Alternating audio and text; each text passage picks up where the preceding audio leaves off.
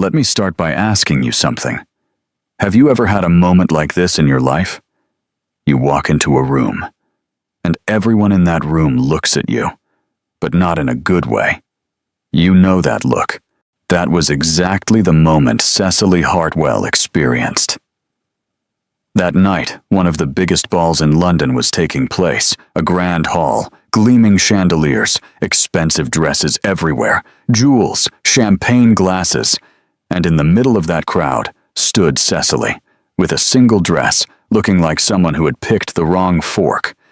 In short, someone who did not belong among the rest of that room. But here is the real thing. Not everyone there noticed Cecily that night.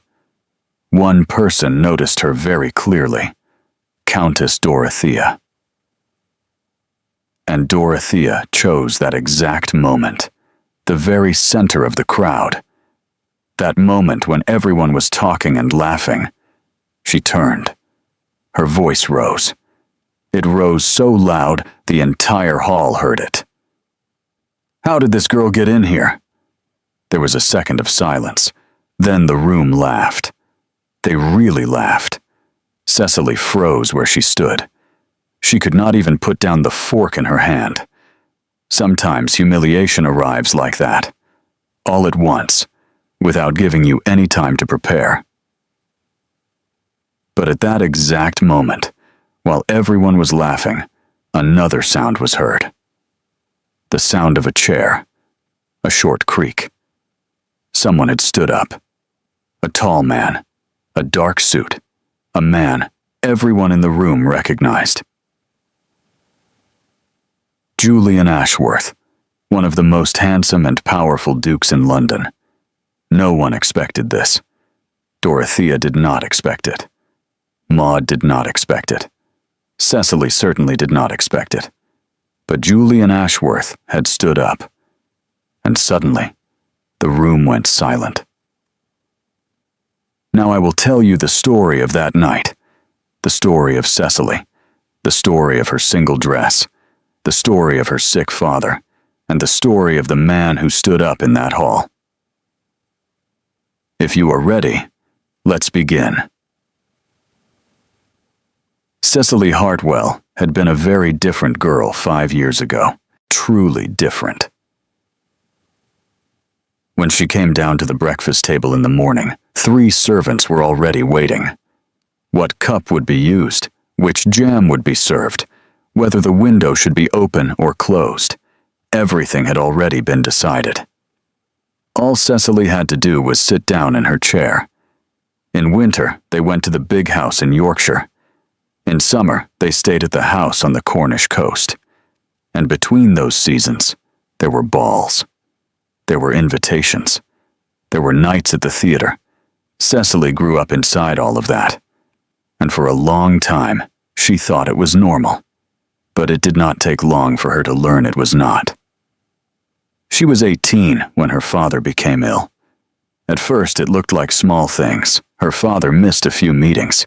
He could not get out of bed for several days. Doctors came. They left. Then they came again. Cecily did not ask questions, because she was afraid of the answers. Then things started to disappear. First, the Yorkshire house was sold. Temporary, they said. Then the house on the Cornish coast was gone. The market is bad, they said. Then the cars, the servants, the cook. There was always an explanation for every loss. Logical explanations. Temporary explanations. But the temporary thing never ended. One morning, Cecily woke up. She went downstairs. There was no one at the breakfast table. She poured her own coffee. That was the day she understood. Now she was 23. The house in London was still there. Her father had sold almost everything to keep that house. A name matters, he used to say. The Hartwell name must remain standing. Every morning, Cecily looked at that house. Large, cold, half empty. Rooms that had once been full were now silent. There was only one servant left in the house. An old man. He worked without taking a salary, because he had served the Hartwell family for 40 years. Some people are like that. They do not leave. When it came to dresses, Cecily once had beautiful dresses in her wardrobe. Once now only 3 remained. One for mornings, one for daily wear, one for balls. The ball gown was navy velvet. It had been made 5 years earlier. It was still beautiful. But London society notices everything. Who wears what? Who wore it how many times?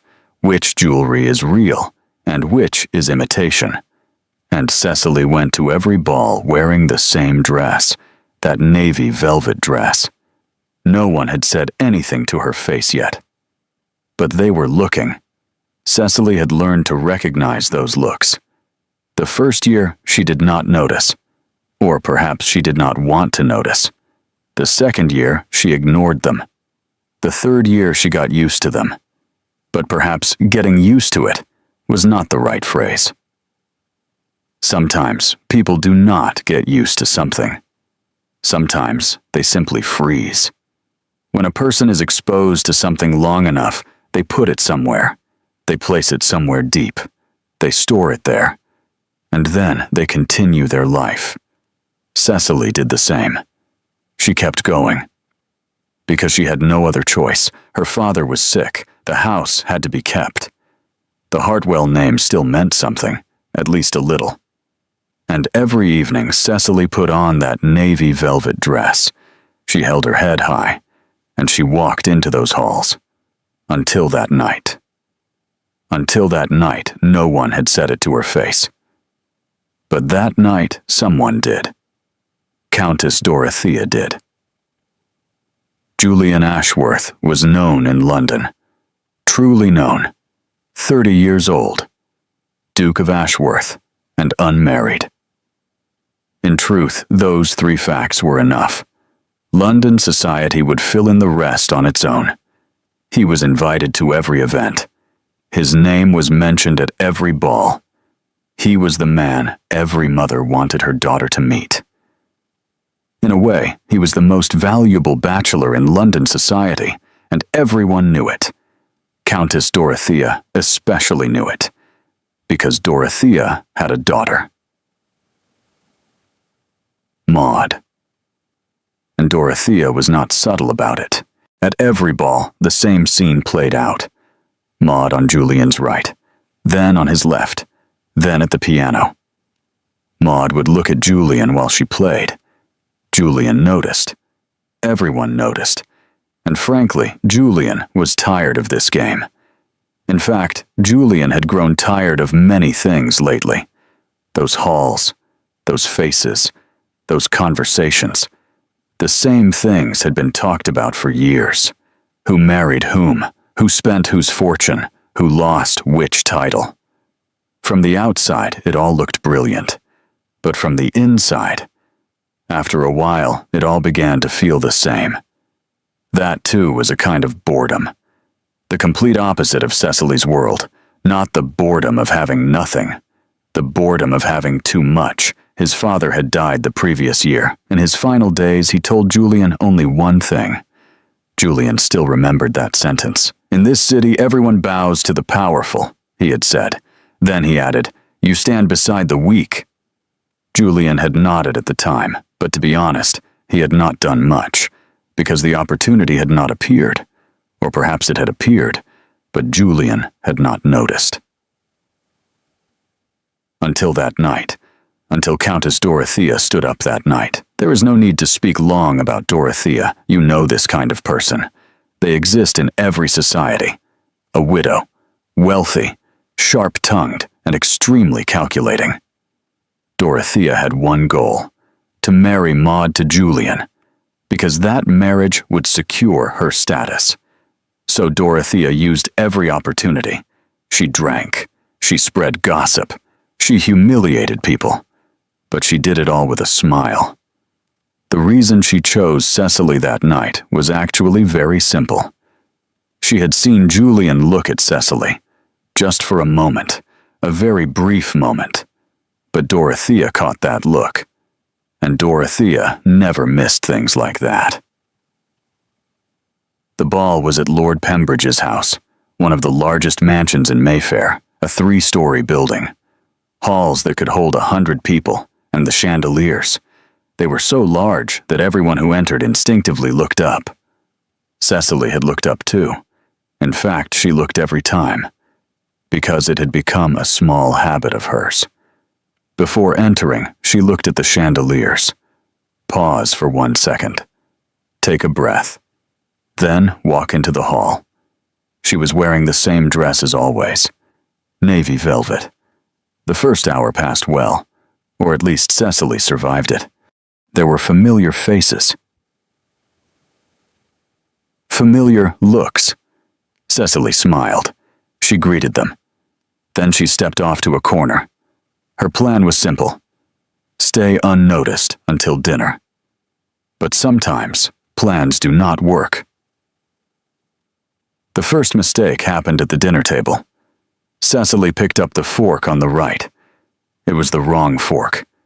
It was the fish fork, not for the meat. It was actually a very small thing. But London society loves small things. The woman beside her noticed. Then the woman beside that woman noticed.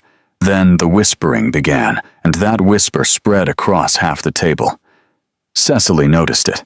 She put the fork down. She picked up the right one, but it was already too late. Then the dancing began. A man asked Cecily to dance. He was an older man, a polite man, and harmless. Cecily accepted. The dance began. Cecily took a step. The man took a step too. They both went in the same direction, and they bumped into each other slightly. No one fell. Nothing really happened, but everyone saw it. A small laugh came from the corner. Cecily apologized. The man apologized too. The dance continued, but that laugh had started to grow. By then, something in the room had changed. That whisper, that fork, that dance step. It was all building, and it was going somewhere. Dorothea chose that exact moment. She was at the far corner of the tables. She was wearing a purple dress. She had on a large necklace. Maud was beside her, and Julian. Julian was at the head of the table. He looked bored. He was staring at his wine. Dorothea stood up. Her voice was loud, deliberately loud. "Children," she said. "Who is this girl?" Then she added, "How did she get in here?" The room stopped all at once. The music was still playing, but the people had stopped. Heads turned. Eyes shifted toward Cecily. One person, then Beam, then N, then almost everyone. Someone laughed, then someone else, then more. Cecily stayed where she was. Something was happening inside her. She did not know exactly what it was. Was it shame? Was it anger? Maybe both. She had clenched her hands into fists without even noticing. Dorothea was still looking at her and smiling. Then Cecily did something. She did not run. At least not right away. She stood still for a second. She looked around the room. She looked at those chandeliers. She looked at those laughing faces. She looked at those tables. 5 years ago, Cecily. She had been sitting at those tables. She had grown up under those chandeliers. Then she turned. She held her head high and walked toward the door.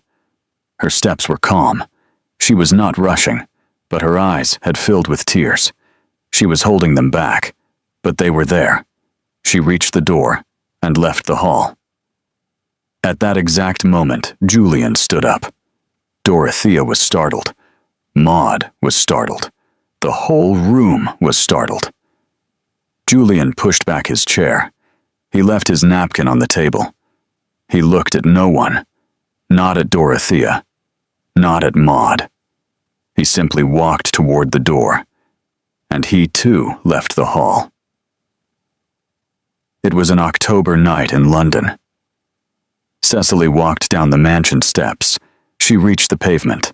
Then she stopped, because she did not know where to go. Actually, she had a plan. She had hired a carriage. It was supposed to come at 11, but it was only 9, so Cecily had 2 hours ahead of her. 2 hours. She was going to wait in front of that grand mansion. Cecily laughed to herself. It was a bitter laugh. After everything that had happened, there was this, too. The door opened behind her. Cecily did not hear it, or maybe she did not want to hear it. Footsteps came closer. Then she heard a voice. "Miss Hartwell." Cecily turned. Julian Ashworth was there, without a coat. He had clearly come out in a hurry. He had not had time to get his coat. He was standing in the London cold, in nothing but his suit. Cecily looked at him, then turned away again. She looked at the pavement. "Thank you," she said. But there was no need. Julian answered at once. There was. Cecily frowned. Why?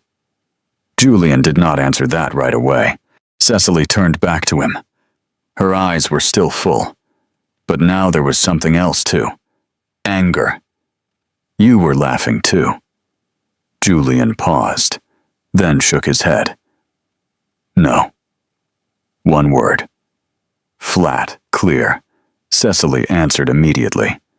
Everyone was laughing. I was not. I did not see you. Julian thought for a brief moment. "Because you could not look," he said. "You left too quickly." There was silence. 2 people stood on the pavement. Around them was the sound of London at night. Carriages in the distance. Voices. But silence between them. Cecily spoke again. "Why did you come out?" She paused. "Really? What was the reason?" Julian waited a second. Then he began to explain. He spoke about his father. He told it briefly. His final days. That room and that single sentence. "In this city, everyone bows to the powerful." Then the last thing his father had said. "You stand beside the weak."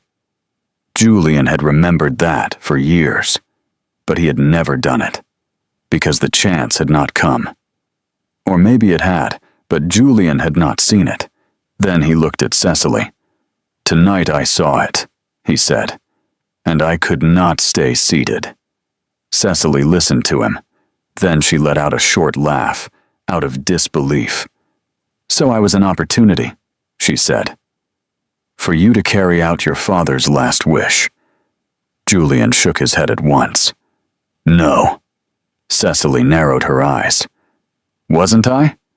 This time Julian spoke more slowly. "No." He paused. "If you had been an opportunity, I would not have come after you." Cecily said nothing. Julian continued. "An opportunity is not searched for. It is found. Used. And left behind." Then he looked at Cecily. "I did not come here to leave you behind." Cecily heard that sentence, and something moved inside her. Did she want to believe him? Maybe. Did she believe him? Not yet. But she was listening. When the carriage arrived at 11, Cecily got in. Then she lowered the window. "Lord Ashworth," she said, "you did a good thing tonight." She paused. "But you will not need to do it again." Julian looked at her. His answer was brief. "I will decide whether I do." The carriage pulled away, and Cecily left. Julian stayed. There, without a coat. In the London cold. In London, a secret never lived long. At most 1 night. By morning, everyone knew. When Cecily came down to the breakfast table that morning, old Thomas the servant was in his usual place, but something was different. Thomas said nothing, but his face did. You know that expression. I heard something, but I'm not asking. That expression. Cecily noticed it, but she said nothing either. An hour later, the first note arrived. A small envelope. A woman's handwriting. Cecily opened it. The note was very short. What happened last night was very bold. Julian Ashworth followed you out. The whole of London is talking. Be careful, my dear. There was no signature. That day, 3 invitations arrived. That was not normal. Normally, Cecily got 1 invitation a month, sometimes none at all. But that day, 3 had come. And all 3 came from houses where Julian Ashworth's name was often heard. That was how London worked. Something a man did became a woman's story. In another part of the city, Dorothea had gotten up very early that morning. Actually, she had not gotten up. She had never slept at all. The way Julian pushed back his chair, the way he walked toward the door, it had not left her mind all night. Years. Dorothea had worked for years. She had planned. She had calculated. All of it was for Maud. And now, that Hartwell girl. Maud came down the stairs. Her eyes were swollen. Mother, Julian. Dorothea raised her hand. Sit down. Maud fell silent. Dorothea set down her cup. She was thinking. Then she spoke in a calm voice. We have not lost Julian. A short pause. Not yet. That day, the same subject was being discussed in every corner of London. In Hyde Park. In the clubs. At tea time. Everyone was asking the same thing. Julian Ashworth went after a girl. Who is the girl? She must have planned something. The Hartwell family is finished already. Julian sometimes does strange things. Someone would shrug. It will pass.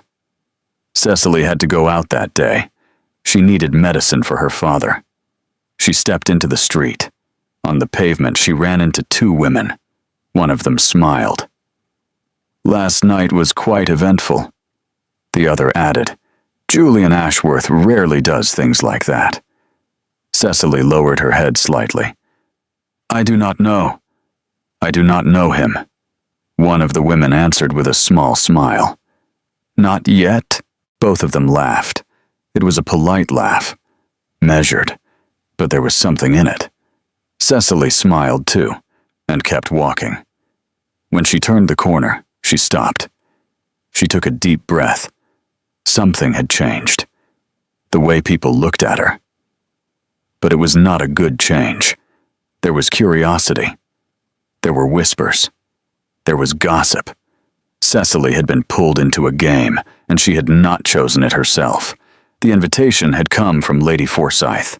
A tea gathering, a small gathering, selective, only 15 people in total. Cecily normally did not go to gatherings like that anymore. Not anymore, but Lady Forsyth had been an old friend of her father's, so refusing the invitation would have been wrong. Cecily went. When she entered the drawing room, she saw Julian. Cecily stopped for a second. Truly, only for a second. Then she understood. This was not a coincidence. She lifted her eyes and looked at Lady Forsyth.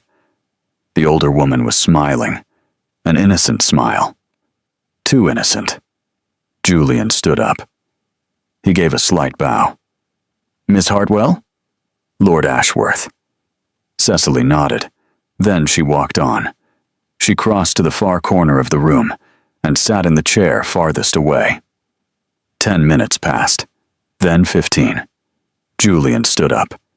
He walked across the room and sat in the chair beside Cecily. Cecily looked at her teacup.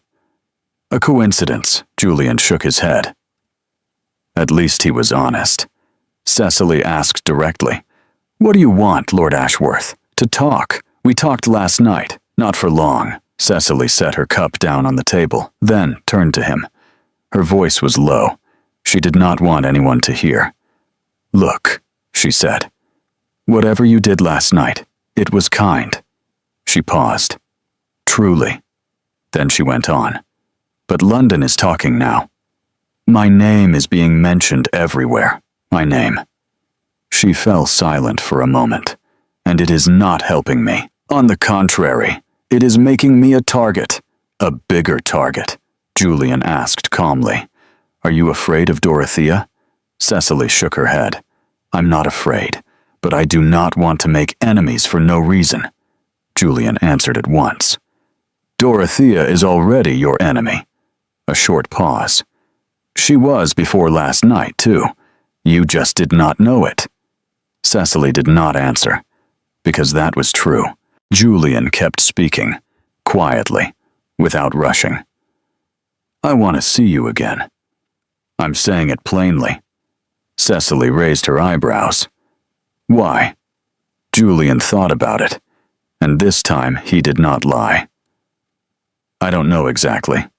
Then he added, "But last night, when you were leaving, the way you walked, the way you held your head, I saw something." Cecily was silent. Julian continued, "I want to understand what it was." Cecily looked at him. She looked at him for a long time. Then she spoke slowly. "Lord Ashworth, I am the daughter of a fallen family. I have a sick father. I have only one ball gown, and now all of London knows it." Then there was a brief pause. "You are the Duke of Ashworth. Where do you think this story goes?" Julian lifted his shoulders slightly. "I don't know." Then he added, "But we will not find out if we do not go there." Cecily looked at him for another moment. Then she stood up. "Good day, Lord Ashworth." Julian did not stand. He did not follow. He stayed where he was, sitting there with his cup in hand. As Cecily walked toward the door, he did not call after her. He only watched. At the other end of the room, Dorothea was sitting. She had seen everything. Julian standing up, sitting beside Cecily. That quiet conversation, Cecily getting up and leaving, and the look in Julian's eyes. Dorothea set her cup down on the table. She turned to the woman beside her. She spoke in a whisper, but she was smiling. "Do you know about the Hartwell family's debts?" The woman shook her head. "No." Dorothea leaned in a little more. "I do. The invitation was at Lord Harrington's house, one of the biggest dinner parties of the year. A long table, 30 guests, and the most distinguished names in London. Under normal circumstances, Cecily could no longer have attended a gathering like that. But Lady Forsyth had stepped in again. Cecily could not refuse the invitation, and she went. Dinner began. At first, everything was normal. First, the soup was served, then the first wine. There was light conversation around the table. Cecily held her head high. Julian was seated on the other side of the table. Dorothea sat in the middle, and she was laughing, talking. She looked like the most cheerful person at the table. Cecily noticed it, and something tightened inside her. This cheerfulness was not real. The main course arrived. At that exact moment, Dorothea raised her glass. She spoke with a smile. "I want to ask something." The guests turned toward her.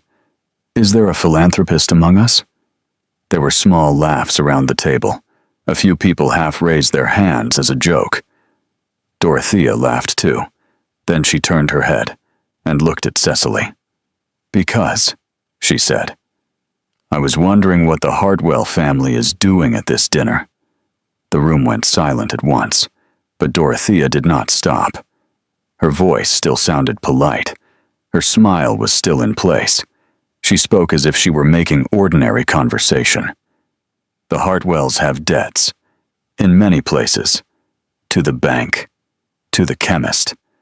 even to the coal merchant. Then she turned to Julian.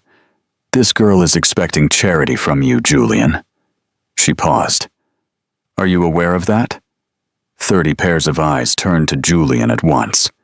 Julian looked down at the table. His face was completely calm. Cecily, on the other hand, had frozen at the table. In front of everyone. She could feel that familiar sensation inside her. Her hands had become fists. Her breath had stopped. But this time it was different. This time, more than shame. There was anger. Cecily stood up. Slowly, without rushing. She made no sound as she pushed back her chair. The room was waiting. Would she run? Would she cry? Would she apologize? Cecily looked at Dorothea. Straight. Calm, direct. "Countess Dorothea," she said. "For 12 years, you have been at every ball, every dinner, every tea gathering." She paused. "You know everyone. You know every house." There was a brief silence. Then Cecily continued. "And yet no one likes you." She tilted her head slightly. "Have you ever wondered why?" The room held its breath. Dorothea's face changed. That smile wavered for the first time. Cecily kept speaking. "My father has debts. Yes, because my father is ill, and ill men sometimes fall into debt." She paused. "That is not shameful." Then she looked at Dorothea. "But if a healthy woman's only purpose is to crush other people," a short pause, "that is shameful." Cecily finished speaking. She straightened her chair. She set her napkin on the table. The room was waiting. Everyone was thinking the same thing. Now she would walk to the door. But Cecily did not go to the door. She sat down again. For a few seconds, the room stayed like that. Then someone on the right side of the table laughed. A short laugh. A real laugh. Then someone else. A small wave of sound spread across the room. Dorothea's cheek had turned bright red. At that moment, Julian looked at Cecily, from across the table, from the middle of 30 people. Cecily was sitting straight. Her head was high. Her hands were resting on the table, and she was looking ahead. Julian saw something in that look, the same thing he had seen on the pavement, but this time it was clearer, stronger. This woman did not break. Sometimes she might bend, but she did not break. Julian made his decision in that moment. Dinner ended. People began to rise from the table. Julian approached Cecily, in the crowd. He spoke in a voice low enough that no one could quite hear. "Tomorrow. Hyde Park. Afternoon." Cecily looked at him. "Is that a question?" Julian shook his head slightly. "No." Cecily looked at him for a long moment. Then she gave a short answer. "At 2. And she walked away. They met in Hyde Park. It was a cold afternoon. The trees were bare. The sky was gray. The park was almost empty. Cecily arrived early. Julian arrived exactly at 2. They walked for a while. This time, their conversation was different. More relaxed. More real. Cecily spoke about her father. This time, more openly. Julian listened. This time, more carefully. More deeply. An hour passed. Then Julian stopped. He turned to Cecily. "I want to visit your father." Cecily was surprised. "Why?" Julian did not answer right away, but his look was the answer. Then he said something short. "Tomorrow. Before noon." Julian came to the Hartwell house the next morning. Cecily met him at the door. She let him inside. They went up the stairs together. Quietly. The father's room was upstairs. Cecily stopped at the door. Julian went in. Cecily could not see inside the room, but she could hear. Julian spoke. His voice was low. Calm, Cecily's father answered. It was a tired voice, a weak voice, but it was still clear. Cecily could not fully understand what they were saying. It was not the words she heard. It was the tone. Then there was silence. A long silence, and Cecily heard something.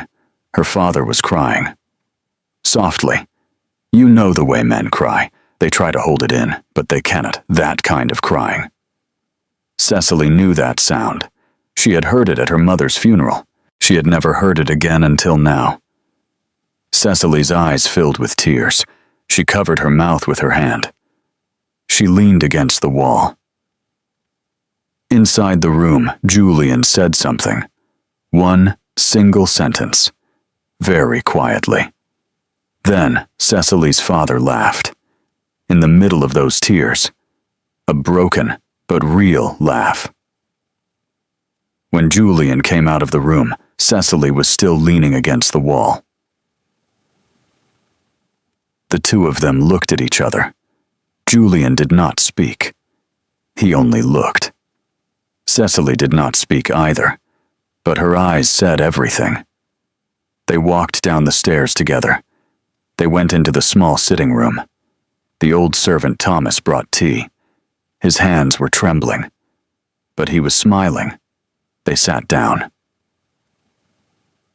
There was silence for a while. Then Julian turned to Cecily. Cecily. He said her name, for the first time. Cecily lifted her head. Yes. Julian waited for a short moment. I have not asked yet. Cecily smiled. I know. Then she added, but my answer is yes. Julian looked at her. That man who had been bored for years, the man whose every night had been the same. He smiled, truly, sincerely. The wedding took place in March. That year, it was the only thing London talked about.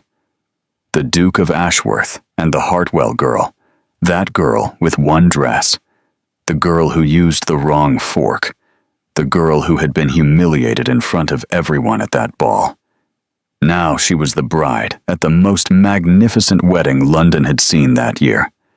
Cecily did not wear the navy velvet dress that day. She had a new dress. White long. One of the most beautiful wedding dresses London had ever seen.